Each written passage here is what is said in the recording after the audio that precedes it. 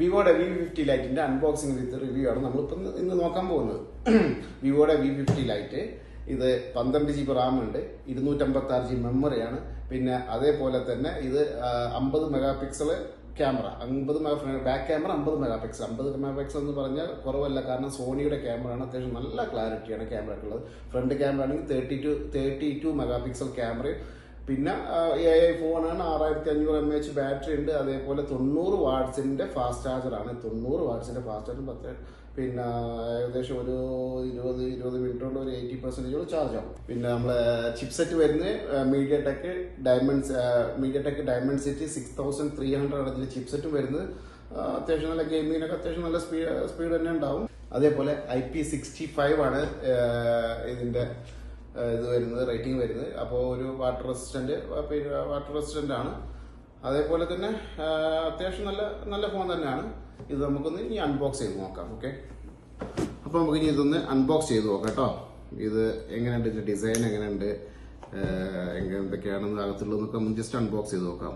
Okay, അപ്പോൾ ഇത് unbox ചെയ്ത് നോക്കുകയാണ്. തുറന്നിട്ട് സൈഡും തുറന്ന് ഇവിടെ ആക്കിയത് വിവോ V50 AI ഫോൺ. ഞാൻ പറയാൻ വിട്ടുപോയി, AI ഫോണാണ്, ഫുള്ളി AI സപ്പോർട്ടിങ് ഫോണാണ്. ഇപ്പോൾ ഇത് ഇതാണ് ഫോണിൻ്റെ ഡിസൈൻ വരുന്നത്.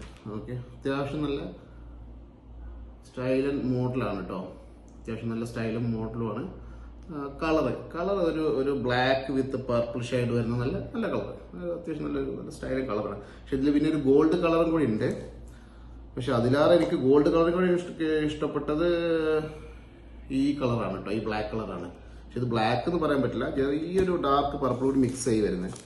പിന്നെ നമുക്ക് ബാക്ക് കവർ അത്യാവശ്യം നല്ല ഫോണിൻ്റെ അതുണ്ടോ, ഫോണിൻ്റെ അതേ കളറിൽ ബാക്ക് കവറും കൊടുത്തിട്ടുണ്ട്. ബാക്ക് കവർ അത്യാവശ്യം നല്ല ക്വാളിറ്റിയുള്ള ബാക്ക് കവറാണ്.